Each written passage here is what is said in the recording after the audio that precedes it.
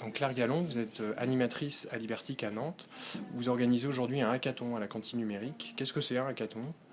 Aujourd'hui, en fait, c'est la journée internationale de l'open data et à travers le monde, il y a 70 villes qui organisent des animations comme celle-ci, des hackathons, qui réunissent des développeurs, des designers, des personnes avec des compétences techniques ou même moins techniques, des journalistes aussi.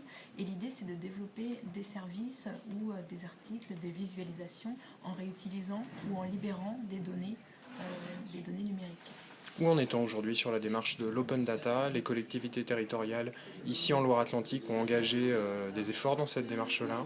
Alors, en France, il y a une vingtaine de collectivités qui sont engagées dans le mouvement d'ouverture des données. Et sur le territoire, c'est vrai qu'il y a une dynamique assez spécifique puisque c'est la seule région où il y a à la fois la ville de Nantes, la Nantes Métropole, le département de Loire-Atlantique et la région Pays de Loire qui sont engagés dans cette dynamique de mise à disposition des informations publiques sous forme de données brutes.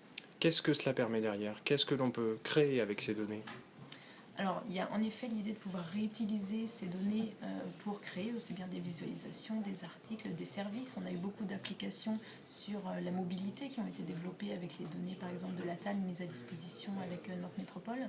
Il est possible d'alimenter des études, de la recherche, des supports pour les étudiants, pour leur parcours.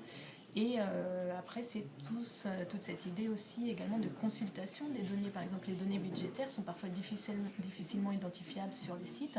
Avec les démarches open data, sont toutes ces informations publiques qui deviennent plus facilement accessibles.